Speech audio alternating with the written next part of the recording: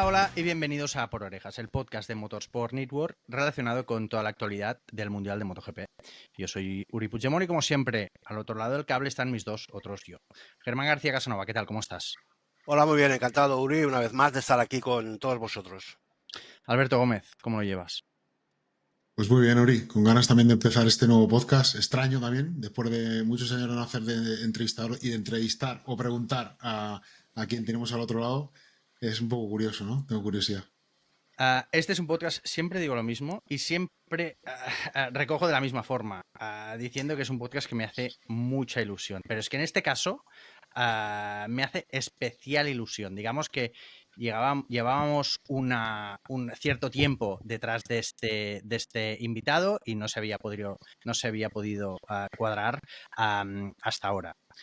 Vamos a presentarle como una leyenda de MotoGP, como un 3 veces campeón del mundo del Mundial, como alguien que tiene 54 victorias y 153 podios en el Mundial.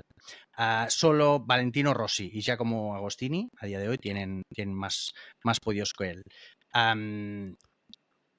Dani Pedrosa, ¿qué tal? ¿Cómo estás? Hola, muy bien, gracias por la bonita presentación. ¿Cómo va? A mí, antes de entrar en materia, a mí sí que me gustaría preguntarte, aparte de estos números, luego entraremos más en profundidad en ellos, ¿no? Pero, ¿cómo estás? Y sobre todo, lo que más me inquieta es cómo fue la transición después de decidir que te retirabas a tu situación actual como piloto probador. Es decir, siempre hay quien dice que los deportistas pasan por un periodo complicado, nada más dejar su actividad, ¿no? Al 100%. ¿Cómo lo viviste tú? Bueno, lo primero, estoy muy bien. Y si veis este, este sitio donde estoy es porque estoy en un test justamente ahora. Y fantástico, la verdad, estoy muy bien, disfrutando mucho de esta época de mi vida. Em, sí que es cierto, te diré que cuando pues me retiré, y esto ya lo sabe la gente, que no, bueno, yo me sentí triste por el hecho de dejar la competición, a pesar de que yo ya entendí, la decisión fue mía, yo ya entendí de que era el momento para mí, pero aún así, pues no sé, es algo lo que he amado toda mi vida, competir. Y a mí no me gustaba entrenar, no me gustaba la pretemporada, no me gustaba tanto eh, más allá de lo que era la competición pura, ¿no? Pero bueno, los años pasan y al final tomé la decisión y es cierto que, joder, tienes ahí un momento en el cual cuando das el cambio, es como cuando te vas un poco de vacaciones, ¿no? Dejas el trabajo, te vas de vacaciones y dices, oh, qué bien, por fin un descanso y ya no tengo la presión o el teléfono está todo el rato sonando y ya no tengo que estar pendiente de los emails, etcétera, ¿no? Pero cuando luego eso ya no vuelve esa historia que tú tenías, pues se te queda un vacío, porque cuando tú has hecho eso desde los 15 años, como en mi caso y en el mucho de otros pilotos o deportistas de élite, a no ser que haya sido una persona que al lado de tu deporte hayas montado algún negocio, te hayas, no sé, juntado con alguien para inventar algo o aprender otras cosas. Y si tú solo te has dedicado a la competición, como suele pasar en muchos de los deportistas de élite, pues después se queda un vacío muy grande, ¿no? Y eso nadie te prepara, nadie te avisa de ese agujero, nadie te avisa de ese abismo que hay. En mi caso, te puedo garantizar que tuve la suerte de que Sete Gibernau me lo avisó. Él me lo dijo en la época que estuvo conmigo los últimos años. Me dijo, ya verás que esta época es complicada, que pasan estas cosas. Entonces yo ya me metí en una cosa que ya sabía que existía. No me caí a ese abismo solo. Eh, y me ayudó mucho su experiencia previa, ¿no?, que tuvo. Entonces, bueno, digamos que te caes igual, ¿eh? O sea, el salto al vacío es el mismo, porque los sentimientos son esos. Dices, bueno, ¿y ahora qué? ¿Ahora qué hago? ¿Qué es lo que me llena? ¿O cómo lleno yo este gran vacío que queda aquí, ¿no? Pero cuando eres consciente de que estás en esa fase, lo vives diferente. Y por suerte tuve la elección de estar en KTM y hacer este apartado en mi carrera deportiva diferente, que quieras que no, aunque es muy diferente, ya no estás en el ojo del huracán, ya no eres el niño guapo de todos los fines de semana, que estás debajo de la luz del foco, pero quieras que no, pues sigues siendo en moto, sigues involucrado con un proyecto, ayudas al equipo a ganar, todo eso pues ha sido algo que me ha ido llenando mucho de otra manera, pero me ha ido llenando mucho y eso me ha ayudado en la transición de pasar de la competición a una vida más normal. ¿Cómo llevas? Ahora os dejo, ¿eh? Y disparáis. Hemos preparado una serie de preguntas, lo hemos intentado preparar lo mejor posible porque además al menos yo recuerdo de la etapa en la que eras piloto a tiempo completo, las preguntas de, bueno, ¿qué tal? Nunca te habían gustado. O sea, lo hemos preparado bastante a conciencia. Digamos que eras de eso. Y si te tengo que decir la verdad, era una de las cosas que más me intrigaban de verte en tu nuevo rol también como analista en DAZN, ¿no? Quiere decir, Dani es muy bueno por lo que dice, pero también te puede dejar en un momento dado con un silencio y te quedas con el moco colgando y ahora a ver cómo retomas. Entonces, nada, simplemente que hemos intentado hacer una serie de preguntas que No, no no sé. lo hago voluntariamente, pero a veces, no No, sé, lo sé, lo tengo, sé. tengo Lo sé. esas Es que salidas además así te sale naturales. muy natural. Lo que pasa es que hay veces, yo recuerdo por mi época personal que hacías pues blues y intentabas mirar para otro Ya. lado. ¿Cómo lo llevas lo de DAZN? Porque todo el mundo, evidentemente, no hay otra forma que hablar maravillas. ¿Te gusta? Porque no deja de sorprender. Tú que, digamos, no era la faceta seguramente que más te gustaba de tu etapa como piloto a tiempo completo. ¿Estás disfrutando de esta etapa también? Sí, de otra manera. Es decir, por ejemplo, hablar no es algo que a mí me apasione mucho. No me gusta hablar de más, sobre todo, o repetir las cosas, o una vez ya dicho lo que ves o lo que piensas, pues no me gusta estar diciendo lo mismo. Tampoco me gusta criticar, no me gusta... Entonces, bueno, sí que es verdad que esta parte de comentarista pues tiene un poco, ahí tienes que hablar de lo que se hace bien, tienes que hablar de lo que se hace mal, de lo que opinas. También piden mi opinión sobre muchas cosas que a lo mejor yo no diría, pero claro, te ves obligado, ¿no? Entonces, bueno, eso no es algo que disfrute mucho, pero me lo he tomado, ya que vosotros me estáis entrevistando y tenemos muchos años juntos en el Mundial.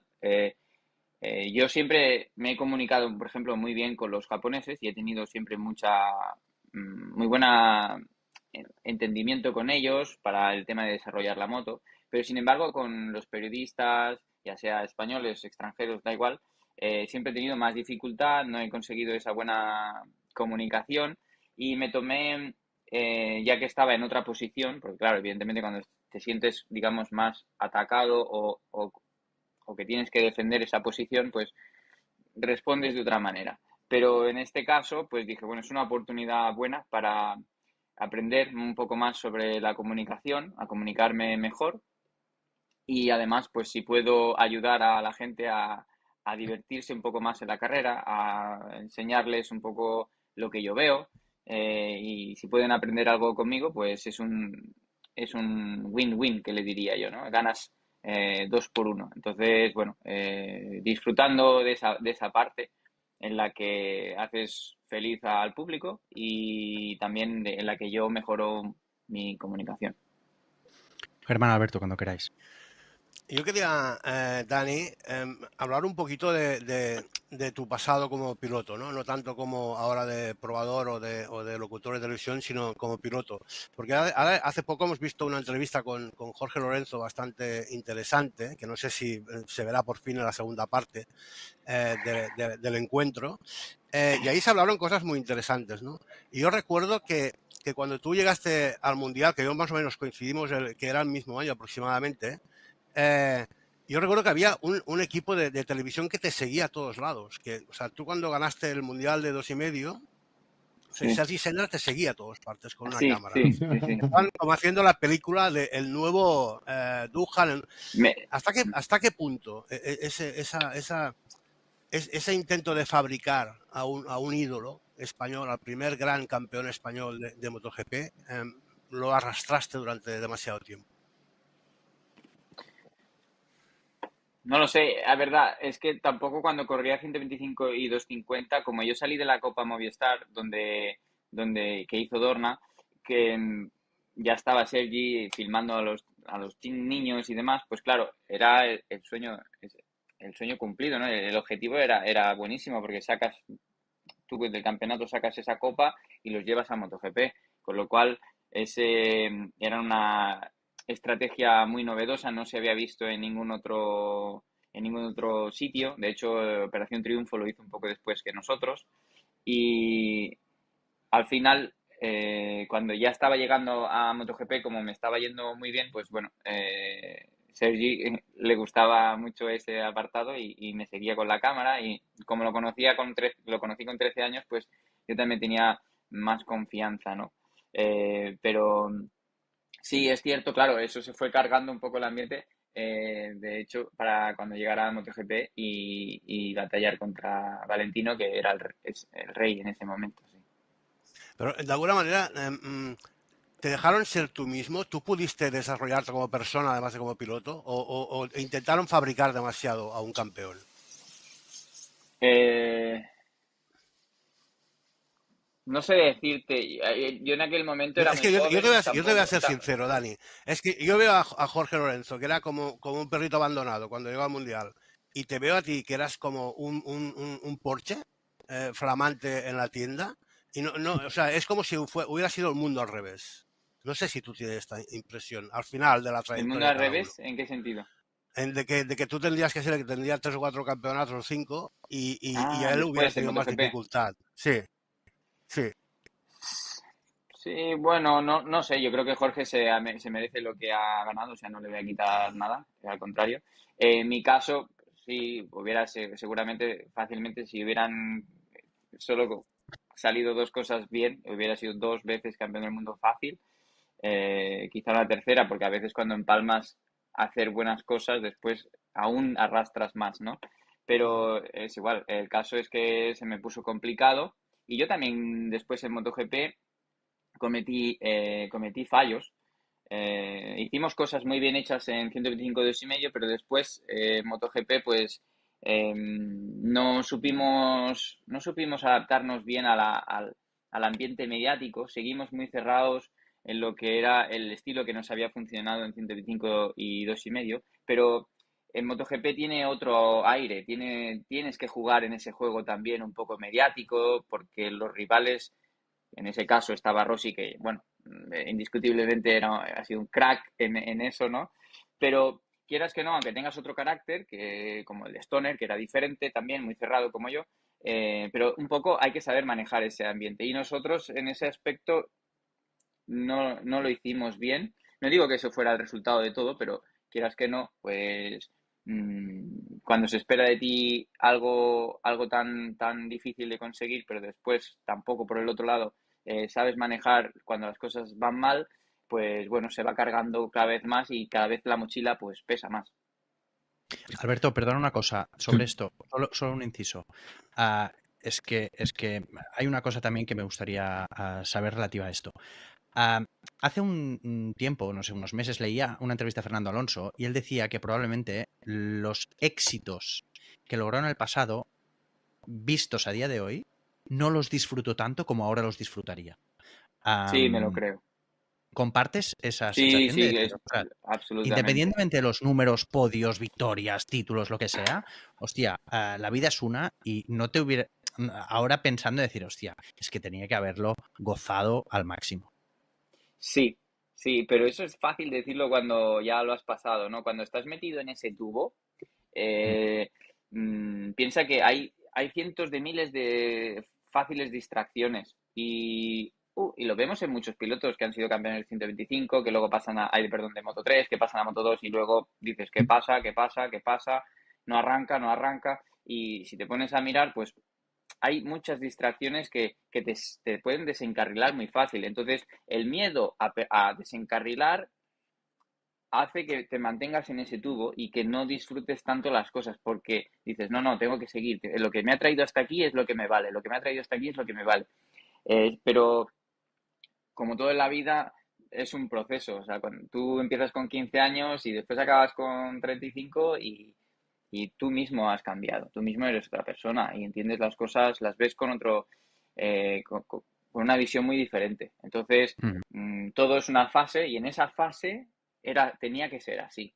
Lo que te hubiera gustado hacerlo mejor, pues por supuesto, pero hay cosas que cuando ya tienes esa otra visión, también has perdido esa chispa de tengo cero miedo, me preocupa cero hacerme daño y me da igual cualquier cosa que pueda pasar. Yo solo quiero ganar. Esa chispa también la pierdes cuando te haces más mayor o ya te has dado algunas caídas fuertes y te han pasado cosas. Entonces, es todo un equilibrio, ¿no? Pero si tú eres capaz en el momento en el que estás sacar lo máximo, por ejemplo, Márquez lo ha hecho muy bien durante 10 años. Él ha sacado lo máximo y ha ganado un montón de campeonatos en esa década. Ahora le está costando mucho la lesión, etcétera, y sí, todo lo que tú quieras, pero como vemos, son fases, ¿no? Él tuvo la fase donde todo le iba de cara, él la ha aprovechado al 100%, sin fallos, y ha sacado el máximo partido. Ahora está en otra fase donde le están pasando otras cosas y no le puede sacar el mismo partido. Igual Am, Valentino también tuvo su época, ¿sabes? Y después tuvo su primera lesión grave y después ya le costó mucho más volver a dominar, ¿no? Es curioso lo que comentas, Dani, y sobre todo en la parte mediática también, ¿no? De lo que dices de que cuando llegaste a MotoGP también, bueno, pues se pedía algo más, ¿no? Más que solo correr, ¿no? Y los que hemos Sí, vivido toda tu carrera, porque yo también entré en el Mundial cuando entraste tú y bueno, y te he seguido de cerca y hemos tenido nuestros más y nuestros menos también siempre, ¿no? Un poco en esa parte, sobre todo en 125 y 2,5, donde vivíais, como comentabas tú, quizá encastillados en ese proceso de crecimiento para llegar a MotoGP en el que no te podías, ¿no? Descentrar porque es muy fácil perder la senda, ¿no? Lo que comentabas tú. mm, Eh, y siguiendo en esta reflexión que tú haces un poco en retrospectiva, ¿no? De cómo quizá a lo mejor deberías haber cambiado ciertas cosas. Eh, Tengo dos preguntas al respecto. Una, ¿cuánto es importante en el entorno de un profesional del deporte como hoy, un piloto de MotoGP, tener las personas justas que te sepan dirigir en las diferentes facetas de las que se tiene que asomar un piloto? Y la otra pregunta es, ¿qué lección le daría el Dani Pedrosa de ahora al Dani Pedrosa de 15, 16, 17 años? ¿O qué le diría este Dani Pedrosa a aquel? bueno, yo creo que sí, que es muy importante tener a alguien al lado que te pueda dirigir muy bien. Es vital porque cuando tú empiezas eres muy joven, no sabes nada, viajas por el mundo, conoces gente con intereses, gente con ganas de ayudarte, pero no sabes distinguir uno del otro. También hay otros juegos que pasan detrás de tus espaldas que tú no llegas nunca a saber por qué pasan o cómo son. Entonces, bueno, hay cosas que son mucho más grandes de las que tú estás preparado para saber en ese momento y ahí una persona que tenga experiencia siempre te puede ayudar. Después hay personas que evolucionan más rápido y otras más lento, que necesitan más ayuda durante más tiempo y otras que ya se aprenden la lección más rápidamente. Y también un poco depende del carácter, ¿no? Porque tienes un Valentino Rossi que rompe, llega joven, juega, se divierte y se gana al público en 5 minutos y rompe todos los esquemas, ¿no? Y eso agrada a la gente y entonces pues ahí se crea una tendencia, ¿comprendes? Entonces, bueno, eh, es un poco variado, pero no está mal siempre tener a alguien que te pueda guiar, porque a veces también es fácil perder el camino y esas personas de confianza te ayudan a mantenerte en la senda correcta. Y después, ¿qué le diría yo a mí mismo? Bueno, yo lo que yo me diría a mí mismo es intentar conseguir una mente un poco más flexible, ¿no? Porque cuando empecé a competir y todo me fue bastante bien rápidamente, tenía una mentalidad que yo considero muy positiva y me ayudó mucho a conseguir escalar rápidamente las categorías, pero a la misma vez era una mente muy, muy fija. Y cuando cambié a MotoGP y vi el cambio mediático que tenía la categoría, eso no lo acepté o no lo entendí bien. Y intenté seguir por lo que me había llevado hasta MotoGP, pero no se adaptaba tan bien a la situación que tenía en MotoGP. Y eso me pesó unos cuantos años, me costó entenderlo y yo pues me diría eso, una flexibilidad mental un poco mayor Te lo, para te lo adaptarme veo- más rápido a esas cosas. te lo hemos agradecido bastante, Dani. Repararte tú físicamente. Que Sí. tenías que... Este tiempo fue muy largo. ¿Cuál es la lesión de todas las que tuviste que más te marcó en tu carrera, Dani? Bueno, una de las que más me ha marcado la tengo en el hombro, que es parecida a la que tiene Márquez, que eso me pasó con 14 años entrenando en el CEP y en el Metro de España y me soldó mal y bueno, como tenía 14 años no me operaron, etcétera, y ya me quedó así. Entonces ese hombro me ha quedado súper limitado, es mi izquierdo, no es el derecho, pero bueno, no tengo movimiento en ese hombro, estoy muy limitado, he tenido muchos dolores y sigo teniéndolos. Y he tenido problemas en ciertos aspectos con la moto, sobre todo con la moto grande, para tener fuerza. Eh, pero a posteriori, que es tu pregunta, cuando me retiré tuve gravísimos problemas en mi clavícula, que la tenía desintegrada. Una parte de ella estaba muy, muy, muy maltrecha. El hueso ya no se reparaba por sí solo, no había suficiente, no estaba sano el hueso como para que pegara y aguantara con la fuerza que haces. Entonces tuve que pasar un proceso largo, encontrar la solución primero, que fue también complicado, pero gracias a unos médicos especialistas en células madre, me ayudaron a superar esto y luego ya me he encontrado muy bien. ¿Y dirías que te has logrado recuperar o sigues con secuelas de tu carrera? Pero, por ejemplo, también he tenido un poco de... ¿Te acuerdas que Stoner pues tenía como fatiga crónica, tenía problemas en el estómago, que algo de cansancio extremo, Ujú. como se le llama, sí, fatiga crónica o en inglés burnout? Un poco también he tenido de eso y también he tenido que superar eso. Los últimos 2 años de mi carrera, también 3 años, estaba así y lo fui estirando hasta que ya dije, no, de aquí no salgo, entonces necesito parar. Y eso también ha tardado 2, 3 años en ponerse a sitio. Es curioso, ¿no? Porque a veces todos pensamos desde el otro lado de la televisión que parecéis pilotos de videojuego, ¿no? Que parecéis irrompibles. De hecho, a ti siempre se te ha conocido con el sobrenombre de Titanio porque además has tenido muchas secuelas, has tenido muchas lesiones, has tenido muchas cicatrices. Recuerdo también alguna entrevista en la que decías que a veces te habías despertado en algún quirófano y no sabías ni dónde estabas, ¿no? Eh, es muy dura, ¿no? La vida del piloto de motos, más allá de la de otros deportistas, por todas estas caídas y levantamientos constantes, cicatrices, operaciones, porque no es solo la parte física, mentalmente debe ser devastador, ¿no? Tener que sobreponerte constantemente y que la gente no sepa esto, ¿no? Que todo, por todo lo que pasáis, que sois más humanos quizás que la gente normal, ¿no? En ese sentido.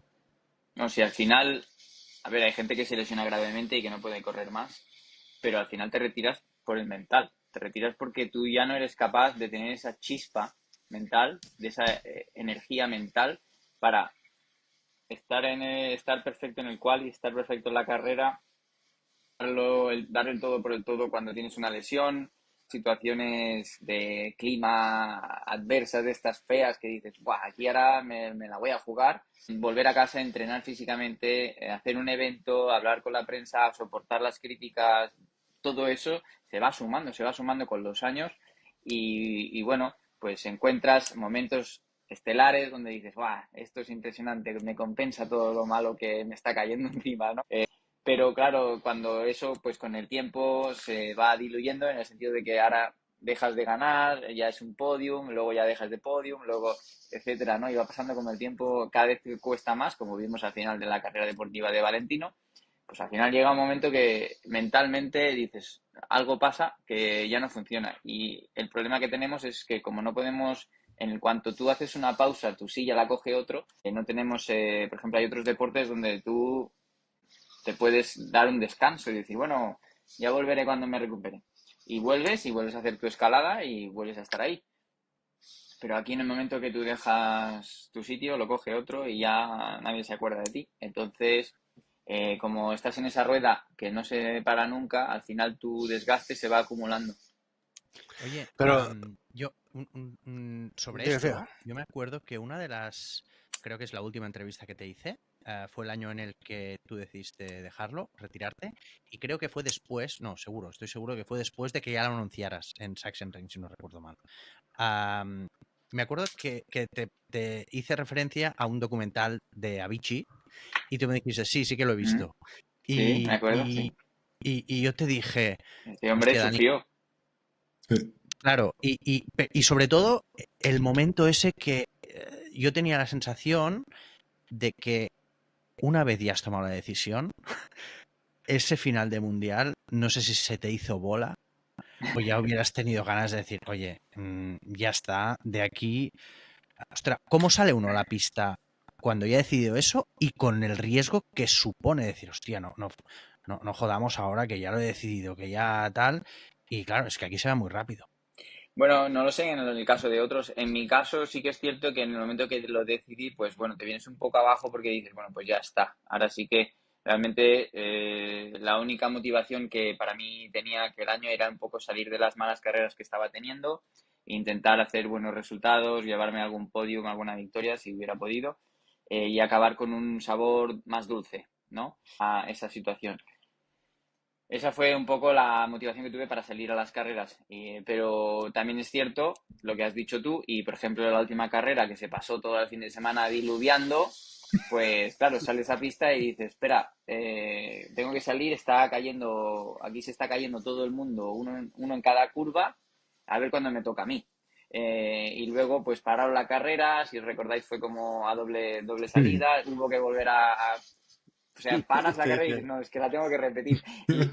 Y dices, bueno, intentar llegar a casa, sí, esa fue una carrera 100% de decir, salgo a no caerme. Con más fans y los más fieles, incluso después de haberte retirado ya hace unos años, ¿no? Esto quizá sea uno de tus mejores trofeos de tu carrera deportiva. Eso ha sido un regalo, sí, ha sido un regalo de Dios, de los aficionados, que ha sido una sorpresa muy gratificante que pasen los años, cuando corrí este año en Jerez o el año anterior, y ver el cariño de la gente.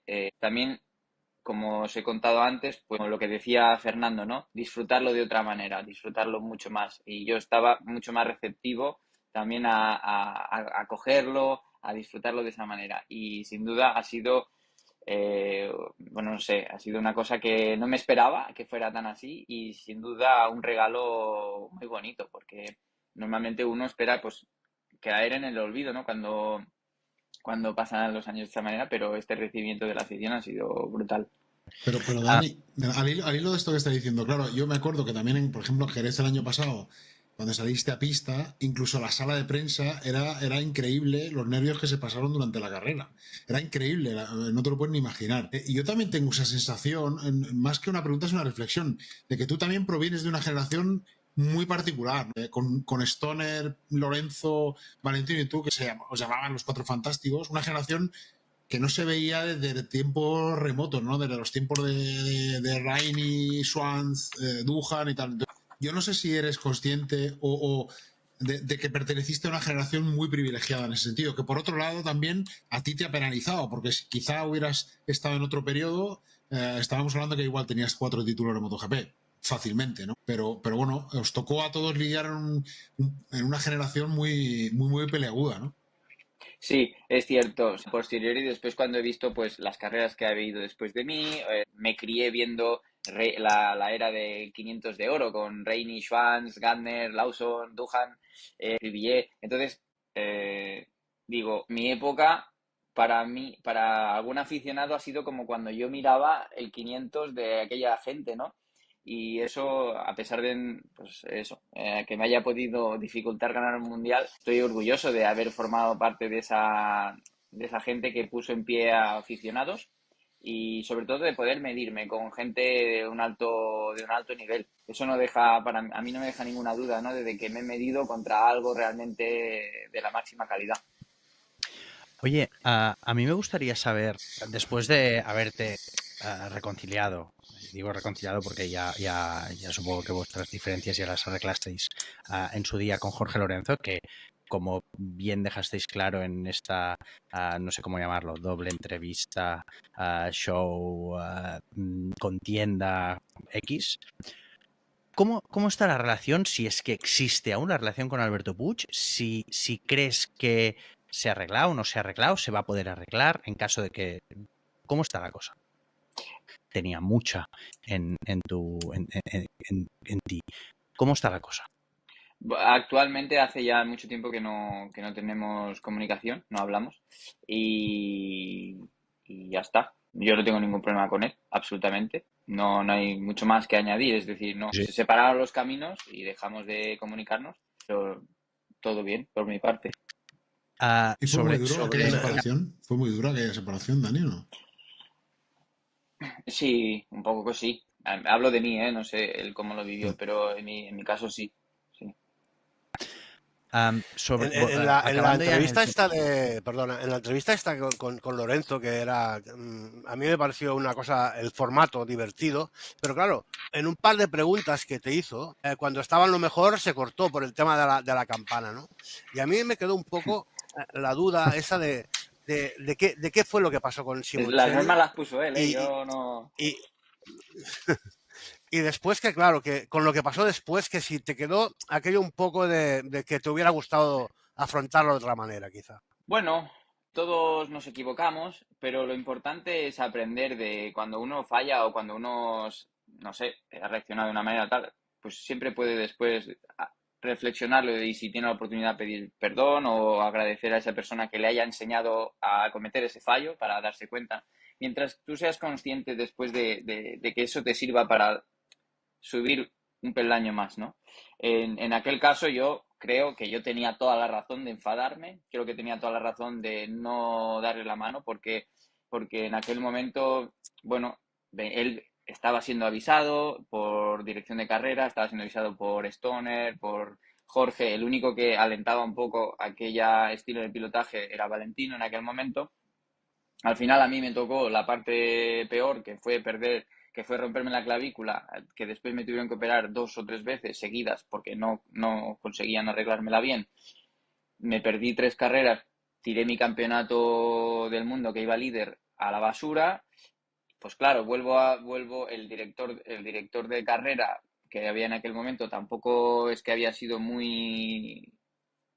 le había marcado suficiente, según como lo veía yo, y bueno, pues claro, ellos seguían corriendo y yo estaba en el hospital, una operación, otra operación, y claro, quieras que no, pues él después puede decirme, lo siento, pero los 2 meses de hospital me los he comido yo, ¿no? Entonces, en aquel momento lo tienes a flor de piel y es difícil perdonar así. Es una cosa que procesas después. A mí en ese preciso caso, pues no tuve tiempo de procesarlo suficiente porque él falleció, desgraciadamente. En aquel instante, cuando estábamos en Malasia, lo entendí. Justo en aquel instante lo entendí. Y se lo dije inmediatamente. Yo creo que fue uno de los primeros que llegó a su padre porque estaba en el box de al lado. Y fui corriendo bueno, se lo podéis preguntar a su padre. Ya está, aprendí en aquel momento de esa manera. Emocionante, ¿eh? Llevas 299 grandes premios. Habrá que haber un 300, ¿no? Para Esto me lo han redondearlo. preguntado ya alguna vez Vaya. y se queda así. Bueno, No, no te puedes quedar en un 99, tienes que cerrar. bueno, las dos hostias que le darán 99. El otro día alguien me lo preguntó y luego lo calculamos y con todas las lesiones que yo he tenido a lo largo de mis años, me parece que me he perdido una temporada entera.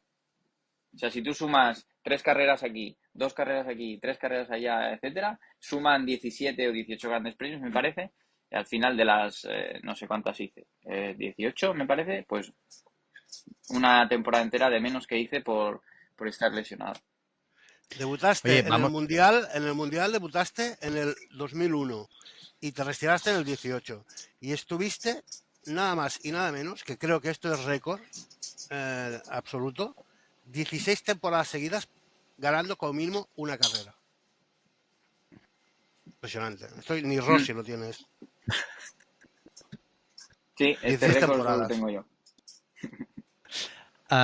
Eso. Oye, No vamos a está hablar un mal, poco de también, ya que te tenemos aquí como probador de KTM, ¿cómo estás viendo el Mundial, los movimientos? Estamos hablando de un año con unos movimientos del mercado que son fascinantes. Antes que nada, ¿cómo ves KTM? ¿Cómo ves el fenómeno de Pedro Acosta? Te escuchamos en cada retransmisión y se te nota que hay, al menos desde fuera, ¿no? Parece que hay un vínculo especial, sobre todo por lo que hace. ¿Os ha sorprendido a todos? Sí, ha sorprendido muy, muy positivamente a todo el equipo, toda la afición, a todos los que siguen MotoGP, porque básicamente se puede resumir rápidamente. Aprende a una velocidad muy rápido. Lo hemos visto en casos como Jorge Lorenzo, yo mismo, Casey Stoner, y también lo hemos visto con Marc Márquez. No le ha llegado la victoria, quizá los tiempos son diferentes ahora con el nuevo formato, con toda la tecnología que ha evolucionado en las motos, que hay que aprender y que hay que saber aplicar, pero o también porque puede ser que pues, Ducati esté demasiado fuerte todavía para nosotros, pero en cualquier caso sí ha evidenciado ese aprendizaje y también te diré que no es una persona a la que haya que decirle muchas cosas, darle muchos consejos, estar muy encima de él, porque él solo, él ya sabe lo que necesita, lo que quiere y cómo lo tiene que hacer. Lo tiene muy bien estructurado en su cabeza. Y como piloto, ¿qué se le ve? Tú que sabes de un poco de pilotos. ¿Qué tiene de especial, Pedro? Bueno, Aprendizaje, ¿eh? o sea, yo destacaría eso, ¿no? ¿Dónde está él mentalmente en este momento? Pues técnicamente en el pilotaje, bueno, es un piloto que entrena mucho, pasa muchas horas encima de la moto y practica mucho las derrapadas. Con lo cual, cuando le vemos que dice él se cae, él lo tiene controlado. Casi siempre lo tiene controlado porque es un poco la zona donde él entrena mucho, ¿no? Sí que hay momentos que nos da ese susto que dice, se le va de atrás, va a perder el control, pero es una zona que él tiene muy trabajada y que creo que domina bien. Dani, hace un año en Alemania, el año pasado, Marc Márquez tocó fondo y parecía que estaba más cerca de irse que de seguir luchando, ¿no? Y un año después el tío ha logrado entrar en el equipo oficial de la fábrica más fuerte ahora mismo del campeonato, ¿no? Eso también es un mérito, ¿no? Aparte del deportivo que tiene ya de por sí. ¿A ti Sí, te ha sorprendido de alguna manera? bueno, el otro día me sorprendió que dijo en sus declaraciones en Asen, el jueves, dijo, estaba a punto de retirarme y eso a mí nunca me había llegado, que se iba a retirar. Sí que no podía seguir aquella situación, pero eso es normal. ¿eh? Cualquier piloto que quiere ser ganador no puede permanecer muchos años en esa situación tan mala como le puede estar sucediendo para la motivación de Mir. Entonces, me sorprendió cuando dijo, me iba a retirar. En cualquier caso, la habilidad que ha tenido para darle la vuelta a la tortilla es impresionante, porque tienes a Jorge Martín, que ha hecho todo y más para merecer ese lugar. Quiero pensar que más no se podía hacer. Entonces, bueno, no sé cuáles son las armas que se ha usado ni cuáles son las estrategias que ha habido detrás, las desconozco, pero en cualquier caso ha pasado de estar en la moto que tenía en Honda oficial a en nada y menos estar ya en la factory que toca.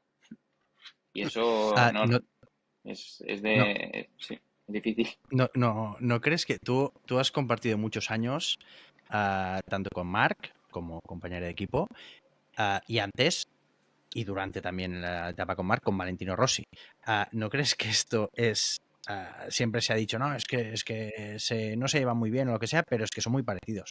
¿No crees que esto es la evidencia de que efectivamente es una estrategia que podría haber firmado el propio Valentino? Eso de cuando crees que, claro, es que Marc al fin y al cabo, hoy Yo No sé si he entendido bien tu pregunta, pero yo creo que Valentino sus movimientos siempre los ha hecho un poco más con el corazón, con un poco más de amor, con un poco más de cariño, con la marca, Ujú. con tener esa sintonía con lo que hacía, ¿no? Y yo creo que ahora Marc Márquez está haciendo ese cambio por encima, pasando por encima de todo, aplastando todo lo que haga falta, pero yo tengo que estar en ese sitio. Entonces, eso lo puedes ver como algo bueno, es decir, este tío quiere ganar sí o sí y le honra lo que está haciendo.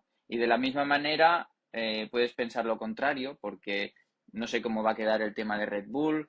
El tema, pues bueno, el de Honda, pues ya se ve, ha quedado atrás, etcétera, ¿no? Y hay muchas cosas por el medio que te han acompañado, mecánicos y todo eso, que él ha dicho, yo prefiero tener la moto ganadora que continuar con todas estas relaciones que he tenido durante todos estos años.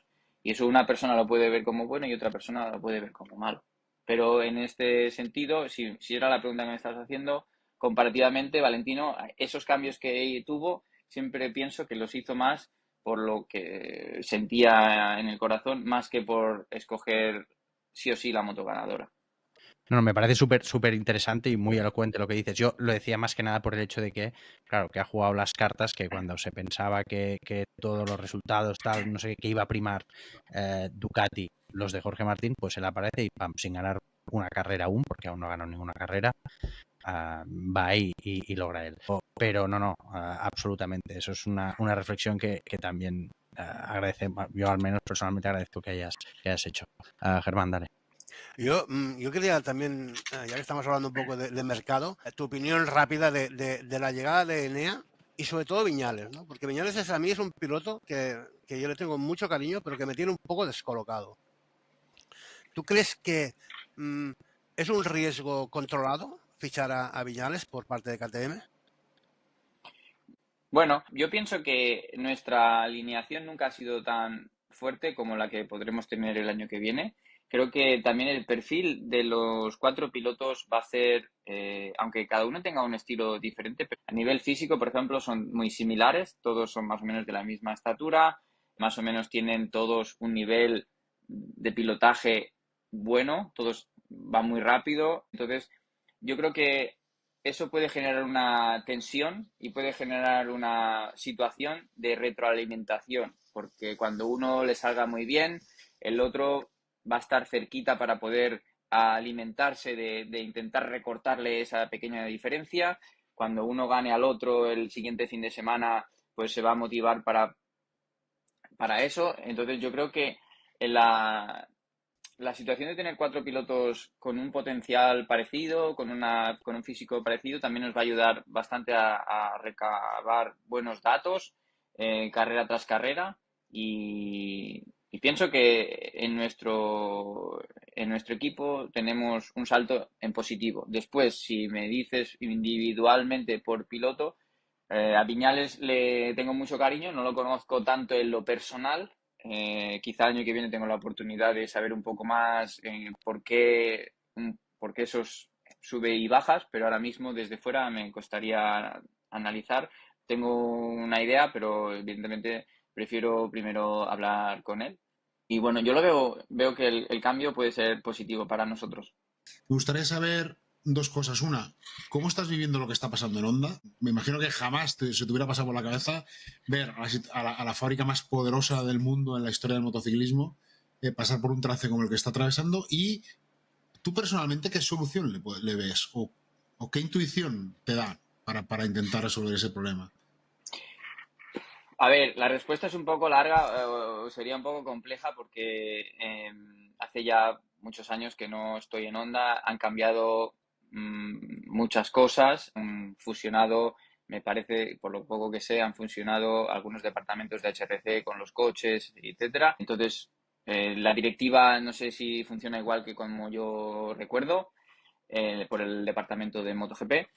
Y después también ahora recientemente están cambiando a presidente o vice president y tal. Entonces no sé un poco el perfil que tienen estas personas. Entonces no te puedo decir mucho, en tu última pregunta no te puedo decir mucho qué haría o cómo solucionarlo porque ahora mismo me faltaría estar dentro para ver cómo funciona, ¿no? Pero en cualquier caso, respecto a cómo están o qué ha pasado, en cierto modo me da pena porque es la marca con la que yo he crecido, la he tenido todos mis éxitos, conozco a un montón de ingenieros ahí dentro, sé el potencial que tiene esta marca, le he visto en sus mejores y también en momentos difíciles, quizá no el peor, que sería este, pero sé lo que se puede hacer ahí. Y bueno, cuando ves que se repite, ¿no?, el patrón, pues año tras año, pues sí, da un poco de pena porque bueno, es una marca que yo he estado toda la vida allí y que me gustaría ver más adelante, claro que sí. Si os parece, le dejamos escapar, que lo Yo, sí, tenemos yo aquí tendría trinchado. mil preguntas. Además, como hace tantos Ya, años que no ya, lo entrevisto, tendría mil preguntas que hacerle. ya. Pero Bueno, venga, os doy tengo, una extra, os doy una extra. pues es que yo tengo una que es de rabiosa actualidad, Dani, porque a ti te afectó muy directamente y condicionó gran parte de tu carrera, que es el peso. Tú durante tu periodo en 125 y en 2,5 recibiste un ataque frontal desde muchos frentes, pilotos, team managers, equipos, me acuerdo perfectamente porque incluso se llegaron a llevar básculas con muy mal gusto en algún momento, creo. Y me gustaría, y ahora hay un piloto con el que tú además has compartido también, ¿no?, un poco con Movistar también y tal, como es Álvaro Bautista, que está pasando en Superbikes por ese mismo trance, ¿no? Y me gustaría saber tu opinión personal, porque tengo la sensación de que aparte Esta es la del esta es titular. controvertida. Esta, Controvertida, sí. esta genera controversia y el titular, está claro. Porque, a ver, yo desde mi punto, que soy pequeño, pues te voy a Mm, dar, te voy a decir lo que pienso desde lo que me ha afectado a mí. Por ejemplo, yo cuando corrí en MotoGP, hubo muchas veces que, pues, cuando eh, a lo mejor ganaba y ese fin de semana, por lo que sea, el neumático era un poquito blando para la gente grande. Y yo ganaba la carrera. Bueno, es que tiene ventaja porque, claro, como es más pequeño y hace calor, pues gasta menos los neumáticos y por eso gana. Pero luego cuando íbamos a Phillip Island, mi neumático no se calentaba, no podía frenar, no podía tumbar la moto y ellos ganaban y yo hacía el 10. Ese fin de semana todo nadie iba bien. decía que yo había tenido mis problemas, etcétera, etcétera, ¿no? Qué buenos Entonces, eran ellos. exacto. Entonces, sí que eso lo he vivido mucho tiempo. De hecho, cuando con el monomarca también he sufrido, ¿no? Porque cuando había algún reventón por culpa de que, yo qué sé, el piloto era muy grande, pues se hacía un update, una regulación nueva del neumático, y venía una piedra y espabilate. Y ahí se quedaba la piedra para todo el año y de ti no me acuerdo. Y si calientas el neumático, pues como eres el único que no puede, pues no pasa nada, ¿entiendes? Entonces, eso es difícil de gestionar, porque si te pasa como en mi caso, que estás fuera un poco de la zona media, pues lo sufres. En el caso de Bautista, se lo dije a él cuando hace 2 años, creo, o así, que ya empezó, porque él ganó el primer mundial, me parece que fue, y ya se Sí, quejaron muchos pilotos. Después, al siguiente año, pudo revalidar el título y ahora para este año han aplicado lo del peso, ¿es correcto? sí, los lastres, sí. Sí.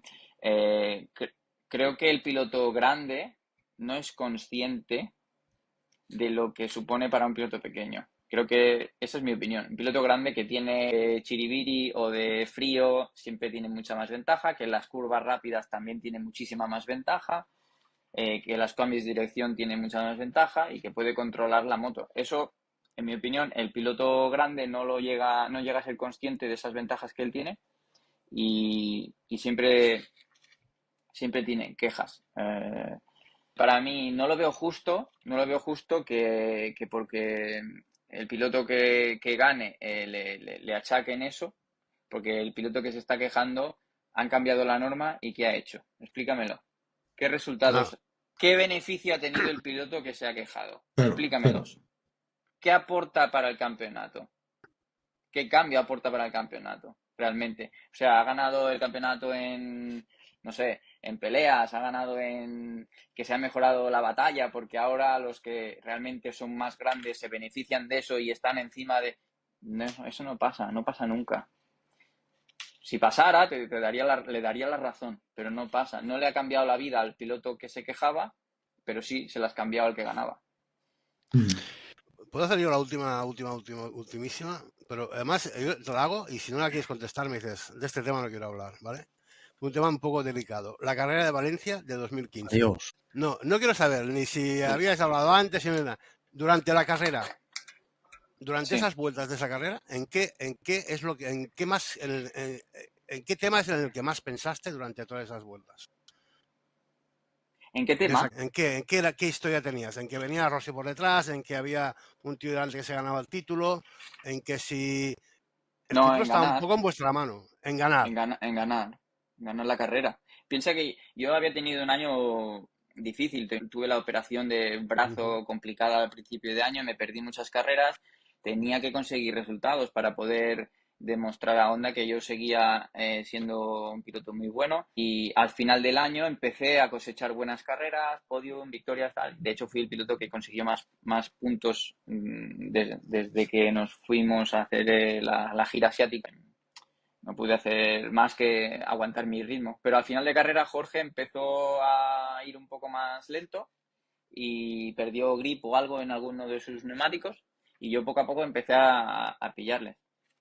Cuando llegué, automáticamente pasar, pero Marc me la devolvió, me colé, me abrí mucho en una curva y ya era la última vuelta y no pude volver a atacar.